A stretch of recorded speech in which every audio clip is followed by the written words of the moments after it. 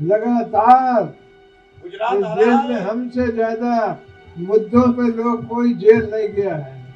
तो शरद जी, आप अभी अपने मकान में शिफ्ट हो रहे हैं या किराए पे घर लिया है? कहाँ शिफ्ट हो रहे हैं आप? नहीं, मेरे समधी का है मकान, मेरे पास कहाँ किराया का है। आपके पास घर नहीं है और कोई दूसरा दिल्ली में? नहीं, कोई दिल्ली नहीं। कभी था भी नहीं। ये शुरू से कहते थे कि मैं अपने गांव जाऊंगा या मधेपुरा में हमारा घर है, वहाँ जाएंगे। यादें तो बहुत हैं, पर अच्छी यादें हैं और आगे हम ये सोचते हैं कि फिर आएंगे, फिर वापसी होगी, लौट कर आएंगे। पूर्व सांसद और इमरजेंसी के दौरान के नेता शरद यादव ने आखिरकार अपना सरकारी बंगला 31 मई को खाली कर दिया।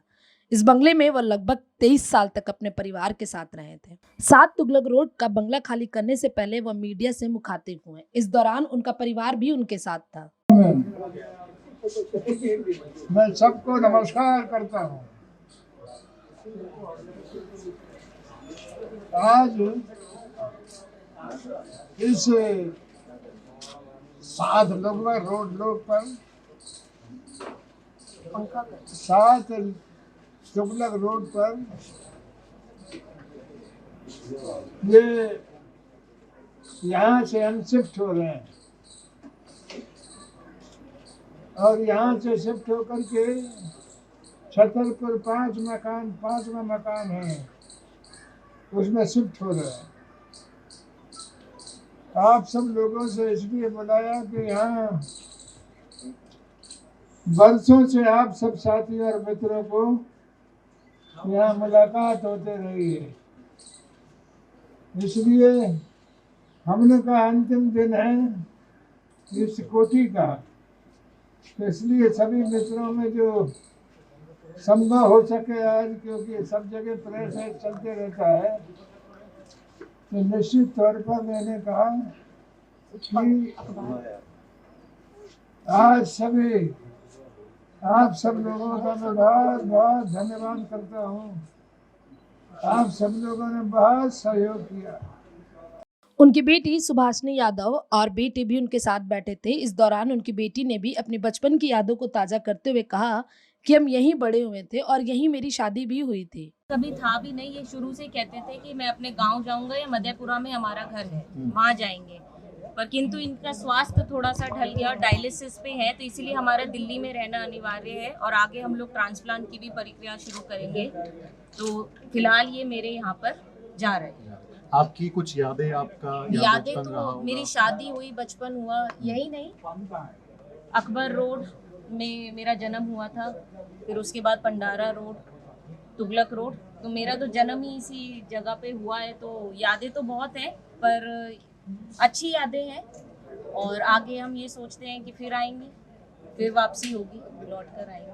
इस बंगले को खाली करने से पहले मीडिया से मुखातिब होते समय शरद यादव ने अपनी राजनीति के दौरान किए गए संघर्षों के दिनों को याद करते हुए कहा कि यही वो सरकारी बंगला है जहां पर 23 साल के दौरान उन्होंने सामाजिक न्याय की कई लड़ाइयों को लड़ा था।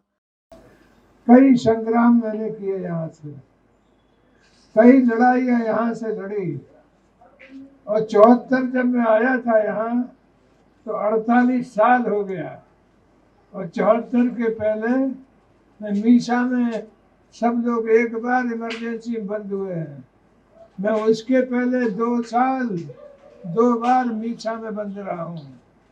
नरसिंहगढ़ जेल में, जबलपुर जेल में, इंदौर जेल में, बिलासपुर जेल में, एटा जेल में, चंडीगढ़ जेल में। 74 के पहले ये मेरी जेल यात्रा रही है, संघर्ष रहा है, तो जीवन मेरा संघर्ष का ही नाम है। लगातार संघर्ष चलते रहा। मैं देश में राजनीति देते हैं उनमें सबसे ज्यादा राजनीतिक बंदियों में हूँ, इसलिए आज यहाँ जो आए हैं पार्लियामेंट में, मुझसे जो संभव बना है, मैंने पार्लियामेंट में भीतर भी बहुत मुद्दे उठाए और गरीबों के हक में, मजदूरों के हक में, सबके हक में जो संभव हो सकता है वो सब मैंने लड़ाई लड़ी। वही मैंने इस पार्लियामेंट में लुटियन में रोज रहते हुए मंडल लगाया, कास्ट सेंसस पार्लियामेंट में कराया है। महिला रिजर्वेशन में मैंने कहा कि कोटे के अंदर कोटा करो, और सरकार को मानना पड़ा। इसलिए 3 मेरे ऐतिहासिक काम पार्लियामेंट में रहे हैं आज। इसलिए आप सबको बुलाया है कि बैठ करके एक बार नमस्कार कर ले। बाकी जो है वो इतना ही है कि मैं आज तो आपको सबको अभिवादन करने के लिए बुलाया है, और आप सब लोगों का जो सहयोग रहा है मैं उसका शब्द में बयान नहीं कर सकता। इतना सहयोग आप सब लोगों से मिला है, इसलिए मैं आपका बहुत आभार मानता हूँ, बहुत बहुत शुक्रिया अदा करता हूँ, बहुत बहुत धन्यवाद अदा करता हूँ। 31 मई को बंगला खाली करने के बाद जब पत्रकारों से शरद यादव बात कर रहे थे तो पत्रकारों ने उनसे पूछा कि अब वो नया क्या करेंगे, उनका घर अब कहाँ है। आप खुद ही सुनिए इस बारे में उनका क्या जवाब है। नहीं, मेरे समझी का है मकान, मेरे पास कहाँ किराया का है।